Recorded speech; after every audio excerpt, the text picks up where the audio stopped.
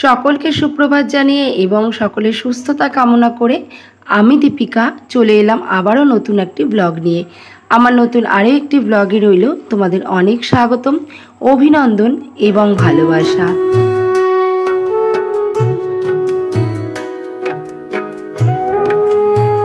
একদম সকাল সকাল ভিডিওটি শুরু করে দিলাম। তো আজকে ঘুম থেকে উঠেছিলাম 4:30 নাগাদ। বেশ কিছুদিন হলো যোগায় যাওয়া হয় না, তো কালকে রাত্রে ঘুমানোর সময় ভেবেই ঘুমিয়েছিলাম যে আজকে ঠিকই যাব। তো উঠে রীতিমতো ব্রাশ করে হাত মুখ ধুয়ে নিজেকেও ফ্রেশ করে ড্রেসটাও পরে নিয়েছিলাম, যে যোগায় যে যাওয়ার ড্রেসটা সেটাও পরে নিয়েছিলাম। পরার পরে হঠাৎ মনে পড়লো যে অন্বেষার আজকে পড়া আছে। সকাল 6:45 থেকে অন্বেষার পড়া। তো আমি যদি 5টায় যোগায় বেরোই তো আমার বাড়িতে ফিরতে ফিরতে 7টা তো একদম কমন ব্যাপার, বেজেই যায়। তাহলে ওর পড়তে যাওয়াটা মিস হবে। তো আমি চিন্তা করলাম যে না, পড়তে যাওয়াটা মিস করে কোনো লাভ নেই, কারণ যেহেতু সামনেই এইচএস। তো আমি কি করলাম, ঠাকুর গোপালকে ঘুম থেকে জাগিয়ে আবার একটু ঘুমিয়ে পড়েছিলাম। জানি আর যোগায় যাওয়া হবে না, সে কারণে আমার শরীরটাও কেমন একটু আলসে হয়ে গেল। তো আবার একটু ঘুমিয়ে পড়েছিলাম। তবে কি জানো তো, ওই সকালে না শুয়ে উঠে ঘুমিয়ে পড়লে তাহলে কিন্তু অনেকটা কাজের দেরি হয়ে যায়। তবে ওই যে সকালের ঘুমটা, ওটা না বেশ আরামের হয়, খুব ভালো লাগছিল, মানে ঘুমাতে আর কি ভীষণ আরাম লাগছিল। যাই হোক, বেশি আরাম করে ঘুমালে তো অনেকটা লেট হয়ে যেত, এই জন্য বেশি না অল্প অল্প আরাম করেই ঘুমিয়েছিলাম। তারপর আবার উঠেও পড়েছিলাম। যেহেতু আজকে অন্বেষা সকাল সকাল মানে পড়তে বেরিয়ে গেছে, সেহেতু আগে অন্বেষার এই ঘরটাকে ভালো মতো পরিষ্কার করে নিলাম। তার কারণ আমাদের পুরো বাড়িটাতে একটাই ঘর, যে ঘরটা কিনা সুন্দর করে গুছিয়ে রাখি, একটা মানুষ আসলে এই ঘরটাতেই কিন্তু নিয়ে আসি। তার কারণ প্রথমে যে ঘরটা, ওই ঘরটাতে কিন্তু আমাদের ব্যবসার সমস্ত জিনিসপত্র থাকে। ওই ঘরটা তেমনভাবে কিন্তু গোছানো যায় না, ওই যা বিছানাটা পরিষ্কার করে রাখা, ঘরটা ঝাড় দিয়ে মুছে রাখা, এই যা। আর এই ঘরটাই একমাত্র টিপটপ ফিটফাট করে রাখা হয়।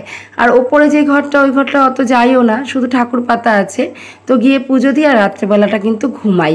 আর এমনিতে ওই ওপরের ঘরটা কোনো প্লাস্টার করা নেই বা রং করা নেই, বা কোনো আসবাবপত্রও কিন্তু ওই ঘরে নেই। তো যাই হোক, এই ঘরে মানে পুরো বাড়িটাতে একটাই ঘর, যেটাকে নাকি সুন্দর করে গোছগাছ করে রাখতে হয়, একটা মানুষ আসলে যেন কোনো ইতস্তত বোধ না করে। ঘরটাকেও ভালো করে পরিষ্কার করে জানলাগুলো খুলে দিয়েছিলাম। তার কারণ গরমের দিন, শীতের দিনে জানলাগুলো বন্ধ রাখলে কোনো অসুবিধা হয় না, তবুও খুলতে হয় রোদ আলো বাতাস ঢোকার জন্য। তবে গরমের দিনে তো জানলা একদমই বন্ধ করে রাখা যায় না। জানালা দরজা খুলে পুরো একদম ঘরটাকে ক্লিন করে দুয়ার ধারে জল দিয়ে, এখন দেখো 2 গ্লাস জল নিয়ে নিয়েছি। একটা উষ্ণ গরম জল আর একটা হলো ঠান্ডা জল। তো উষ্ণ গরম জলটার মধ্যে আমার জন্য আমলা জুসটা করে নিলাম, ওটা আমি খাবো। আর একদিকে একটা গ্লাসের মধ্যে কিন্তু একটু ছাতুর শরবত করা হয়েছিল, এটা তোমাদের দাদাভাই খাবে। তো খাওয়া দাওয়া কমপ্লিট করে এখন দেখো চালটাকে ভিজিয়ে ধুয়ে ভালো করে ভিজিয়ে রাখবো। আর এইভাবে চাল ধুয়ে ভিজিয়ে রাখলে কি হয় জানো তো, ভাতটাও বেশ ঝুরঝুরে হয়, মানে অন্যরকম একটা ঝুরঝুরে হয়। আমরা তো যদি কাউকে বলি চাল ভিজিয়ে রাখলে দেখবে ভাত অনেক ঝুরঝুরে হয়, সে আমাকে পাল্টা উত্তর দেবে যে আমাদের ভাতও ঝুরঝুরে হয়।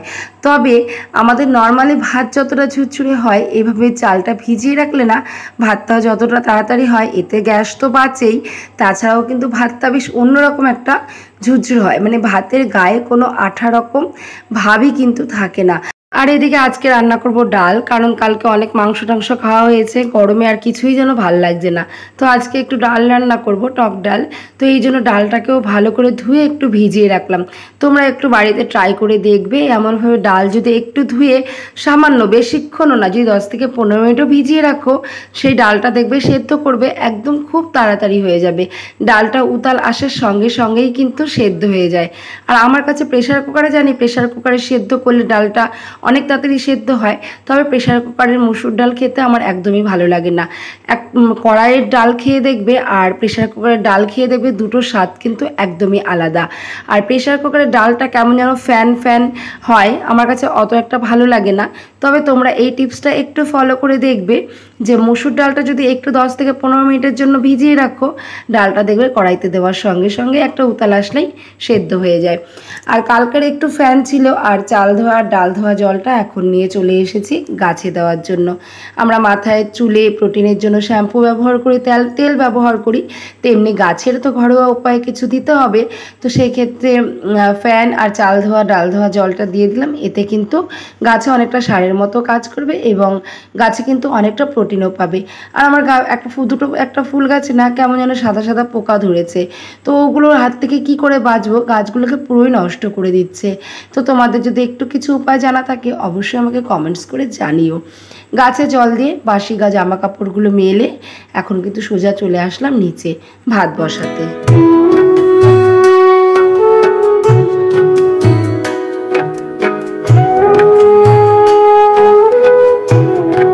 এখন রান্নাটা করে নেব। আর এই গরমের দিনে না যত সকাল সকাল রান্না করা যায় ততই কিন্তু ভালো। তবে আমি কাজের চাপে কিন্তু একদমই নিজে থেকে ভাবি যে করব এটা এই টাইমে করব, ওটা ওই টাইমে করব। তবে আমাদের কাজটা এইরকমই, কখন যে কি হয়ে যাবে, কখন কি প্রয়োজন হবে আমরা নিজেরাও জানি না। এমনও দিন আছে আমাদের কিন্তু রান্নাবান্না ফেলে থুয়েই কাজ করতে হয়। আমাদের এই কাজটা কিন্তু এইরকমই। তো সেক্ষেত্রে আমি সবার মতো টাইম মেনটেন করে সব কিছু করতে পারি না, তবে চেষ্টা করি। সমস্ত কিছুর মধ্যে মা দুর্গা যদি দশভুজা হয়ে একা এত অসুর নিধন করতে পারে, তাহলে আমরা কেন পারি না দুটো হাত নিয়ে সমস্ত কাজ টাইমের মধ্যে করা। তবে এই কথাটা ঠিক যে একটা মেয়ের মধ্যে কিন্তু দুর্গা শক্তির একটু হলেও আভাস আছে। তাই কারণে আমরা কিন্তু মেয়েরা এত ধৈর্যশীল, এত সব দিক কিন্তু এক হাতে সামলে নিতে পারি কোনো রকম বিরক্তি ছাড়াই। যাই হোক, ভাত আর ডালটা একদিকে চাপিয়ে দিয়ে একটু টক দই আর চিরা নিয়ে নিয়েছিলাম নিজের ব্রেকফাস্টের জন্য। একটু সময় যেটা কিনা আমি সারাদিনেও পাই না, ওই সকালের টিফিনটা আমি একটা জায়গায় বসে খাওয়ার চেষ্টা করি, কারণ আমাদের শরীরের একটু রিল্যাক্সের প্রয়োজন আছে। ছোটোবেলার থেকে বিয়ে হয়ে গেছে অনেক ছোটোবেলায়, সেই ছোটোবেলার থেকে শরীরের একটুও যত্ন করিনি। তবে সেই ভোগান্তি কিন্তু এখন অল্প অল্প হলেও ভুগি। যেমন পাটা অল্পতেই মেরে আসে, শরীরটা অল্পতেই দুর্বল হয়ে আসে, এগুলো কিন্তু এখন বুঝতে পারি। তবে আমাদের সময় থাকতে থাকতে একটু যদি শরীরের যত্ন নিতে পারি তাহলে কিন্তু সেটা ভবিষ্যতের জন্য আমাদেরই ভালো হয়। বাড়ির পর সবজিওয়ালা এসেছিলো, টমেটো নিয়েছিলাম, টমেটোর ডাল রান্না করব। আর এই যে লাল শাকগুলো দেখতে পাচ্ছ, এই লাল শাকগুলো কালকে আমি কেটে মেটে ভালো করে বেছে কেটে কিন্তু ফ্রিজে ঢুকিয়ে রেখেছিলাম। শাক জিনিসটা না আমার রান্নার সময় কাটতে গেলে খুবই বিরক্তি লাগে, আর মনে হয় কি রান্নাটা যেন অনেকটাই দেরি হয়ে যাচ্ছে।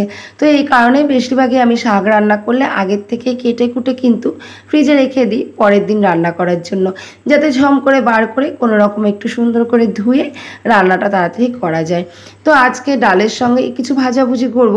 এখানে করেছিলাম পটল ভাজা আর করেছিলাম উচ্ছে ভাজা, সঙ্গে ছিল লাল শাক, আর তার সাথে তো ছিল এই কালকের মাংস, সেটাও একটুখানি গরম করে নিয়েছিলাম। তো ভিডিওটি এই পর্যন্ত দেখতে দেখতে যারা চলে এসেছো, যদি কোনো নতুন বন্ধু আমার ভিডিওটি দেখে থাকো তাহলে কিন্তু অবশ্যই চ্যানেলটিকে সাবস্ক্রাইব করে পাশে থেকো।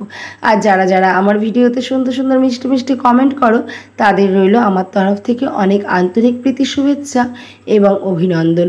তোমাদের ভালোবাসা ছাড়া কিন্তু এক পা এগোনো আমার পক্ষে সম্ভব নয়। তোমরা আশীর্বাদ করো। আর অন্যান্যরা যারা স্বপ্ন নিয়ে ইউটিউবে আসে এবং তাদের স্বপ্ন সফল করতে পেরেছে, আমিও যেন তাদের মতো একদিন না একদিন স্বপ্ন সফল করতে পারি। ওদিকে লাল শাকটা বসিয়ে দিলাম। যতক্ষণে শাকটা হবে ততক্ষণে এক্সট্রা যতগুলো ছোটোখাটো বাসনপত্র ছিল সেই বাসনপত্রগুলো সুন্দর করে মেজে ঘষে ভালো করে জায়গায় কিন্তু গুছিয়ে রেখে দিলাম। আর এই যে এই টেবিলটা এখানে বসিয়েছি, এখানে কিন্তু কাচের জিনিসপত্রগুলো রাখি। তার কারণে গ্যাস টেবিলের মধ্যে রাখলে জিনিসগুলো যেমন নোংরা হয় তেমনি ওই জায়গাটা প্রচণ্ড পরিমাণে অগোছালো হয়ে থাকে। সারাটা দিনই যেমন আমাকে ওই জায়গাটা গোছাতে হয় এবং পরিষ্কার করতে হয়, কিন্তু টেবিল রাখার জন্য কাচের জিনিসগুলো সেফটি থাকে আর এই জায়গাটা নোংরাও কিন্তু কম হচ্ছে। আর এদিকে গ্যাস টেবিলটাও কিন্তু মুছে নিলাম।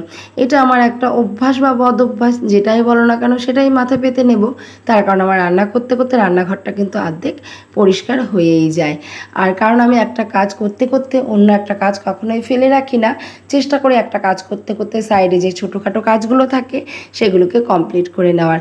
তাই রান্নাঘরটাকে আমি রান্না করতে করতে কিন্তু যতটা পারি সুন্দর করে মুছে মুছে নেওয়ার চেষ্টা করি। এর ফলে রান্নাবান্নার শেষে কিন্তু আমাকে অতটাও পরিশ্রম করতে হয় না। এদিকে দেখো লাল শাকটা হয়ে গেছে, এতে আমি শুকনো লঙ্কা এবং রসুন আর কাঁচা লঙ্কা ফোড়ন দিয়ে কিন্তু লাল শাকটা রান্না করেছি। আর লাল শাক আমাদের বাড়িতে সবারই ভীষণ প্রিয়, তবে শাশুড়ি মা লাল শাকও খান না। ওনার নাকি লাল শাকটা খুব একটা হজম হয় না, ওনার আর কি সমস্যা হয়, এই জন্য কিন্তু উনি লাল শাকটা খান না। রান্নাবান্না কমপ্লিট, আজকে ওই ডাল আর ভাজাভুজি দিয়ে চালিয়ে নেব। আর এই যে মাংসটা গরম করে নিয়েছি, এখন দেখো বাবুর জন্য ভাতটাও বেড়ে নিচ্ছি। তো বাবুকে সকালে মাংসটা দিয়ে ভাত দিয়ে দেবো, ও কিন্তু খেয়ে নেবে। আর আমার কিন্তু খাওয়া দাওয়া তেমন কোনো ঝামেলা থাকবে না, তার কারণ ওই ছেলে মেয়েকে নিয়ে যা ঝামেলা, কারণ ওরা ডাল ভাত এগুলো কিন্তু খেতে চায় না। শুধু আমার বাচ্চা কাচ্চা নয়, প্রত্যেকটা বাড়ির বাচ্চারই কিন্তু একটা সমস্যা যে মাছ মাংস ছাড়া তাদের চলে না। তবে আমাদের বাড়িতে এরকম কোনো ঝামেলা নেই যে আজকে মাছ মাংস হয়নি দেখে কেউ খাবে না, সেরকম কোনো ঝামেলা নেই। তবে মাছ মাংস হলে আর কি একটু ভালো খায়। অনেকটা টাইম পরে চলে এলাম, এখন একটু ঘরটা মুছে নিচ্ছি। আর এতক্ষণ না অনেক সুতো ঘুরিয়েছি। আর তোমরা একটু চেষ্টা করবে ঘরে যতবারই ঘর মোছো না কেন, শনি মঙ্গলবারে তো অবশ্যই এই কাজটা করবে, তাছাড়াও কিন্তু অন্যান্য দিনেও করতে পারো। এই ঘর মোছার জলটার মধ্যে কিন্তু শুধু জল নেই, এতে যেমন ফিনাইল আছে তেমনি কিন্তু একটু লবণও মেশানো আছে। আর এইভাবে লবণ দিয়ে জল দিয়ে ঘর মুছলে যত নেগেটিভ এনার্জি থাকে সব কিন্তু দূরে সরে যায় এবং পজিটিভ এনার্জি কিন্তু আমাদের সংসারে সব সময় বজায় থাকে। তাই তোমরাও একটু চেষ্টা করবে এবং এই টিপসগুলো, ছোট ছোট টিপসগুলো ফলো করার চেষ্টা করবে। দেখবে এতে মা লক্ষ্মী সব সময় কিন্তু আমাদের সংসারে বিরাজমান থাকে। ঘরটা মুছে এত পরিমাণে গরম পড়েছে, শরীরে যেন আর কিছুই দিচ্ছে না। তো আমার জন্য একটু লেবু জল, আর তোমার দাদা ভাই অন্বেষা ওদের জন্য একটু লেবু চিনি আর লবণ দিয়ে জল করে ফ্রিজে রেখে দেবো। তো ওরা সময় বিশেষ খেয়ে নেবে, আর আমি লেবু জলটা খেয়ে এখন চলে যাব স্নানে। যেহেতু গরমকাল আর প্রচণ্ড পরিমাণে ঘাম হয়, সেহেতু গামছাগুলো প্রচণ্ডই নোংরা হয়েছে।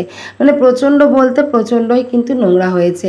আর দুটো গামছা তো আমাদের সব সময় ঘাম মোছা হয়, তো দাদাভাইও কাজ করে আমিও কাজ করি, দুজনের কাছে কিন্তু দুটো গামছা থাকে। ওরটাও ব্যবহার করে, আমারটা আমরা ব্যবহার করি, আর বাদবাকি একটা গামছা বাচ্চারা ব্যবহার করে। তবে এই গামছাগুলো সবসময় ঘাম মোছা হয় দেখে একটু গরম জলে ভিজিয়ে নিলাম, এতে করে কিন্তু গামছাগুলো সুন্দরভাবে পরিষ্কারও হয়ে যাবে আর খাটনিটাও আমার কাজ দিয়ে কম হবে। কারণ গরমের দিনে ঘামের কিন্তু ভীষণ বাজে একটা আঠা আঠা ভাব থাকে, গরম জল দিলে কিন্তু ওটা তাড়াতাড়ি পরিষ্কার হয়ে যায়। এখন সন্ধ্যাবেলা, এখন আমি চলে এসেছি ঠাকুরের ধূপধুনো দেখাতে। আজকে যেহেতু মঙ্গলবার, তো তোমরাও এই টিপসটা ফলো করবে। আমি এটা করে উন্নতি পেয়েছি, উপকার পেয়েছি, তাই তোমাদের সাথে শেয়ার করছি। এক টুকরো কর্পূর, তার সঙ্গে 5টা লবঙ্গ নিয়ে বাড়িতে ভালো করে, এটা তোমরা ঠাকুরের আরতিও করে সারা ঘরে দেখাতে পারো, তাছাড়া কিন্তু এভাবে ধুনোর সাথে ধূপের সাথে দিয়েও কিন্তু সারা বাড়িতে দেখাতে পারো। ঠাকুরের কাছে তো অবশ্যই দেখাবে, সারা বাড়িতেও কিন্তু দেখাতে পারো। আর এই যে কর্পূর, এগুলো কিন্তু আমাদের সংসারের সমস্ত নেগেটিভিটিগুলোকে দূরে সরিয়ে রাখে। আর এই কর্পূরের আরতি কিন্তু মা লক্ষ্মী বলো সমস্ত দেবদেবতারই ভীষণই পছন্দ। তো আমি এই কর্পূরের ধুনোটা কিন্তু শুধু শনি মঙ্গলবারে নয়, বৃহস্পতিবার, একাদশী, অন্যান্য বারেও করে থাকি। আর শুধুমাত্র টাকা পয়সা ইনকাম করলেই যে সংসারে লক্ষ্মীশ্রী বৃদ্ধি হয় এটা নয়, কিন্তু কিছু কিছু নিয়মের মাধ্যমেও কিন্তু আমরা সংসারের সুখ সমৃদ্ধিগুলোকে বজায় রাখতে পারি। সংসারের সুখ সমৃদ্ধি বজায় রাখতে গেলে শুধু টাকা পয়সার প্রয়োজন আছে তো এটাই কিন্তু নয়, কিছু কিছু নিয়ম আমাদের গৃহবধূদের অবশ্যই মেনে চলা উচিত। এই টিপসগুলো ফলো করে আমি অনেক উপকার পেয়েছি, তাই আজকে তোমাদের সঙ্গে শেয়ার করলাম।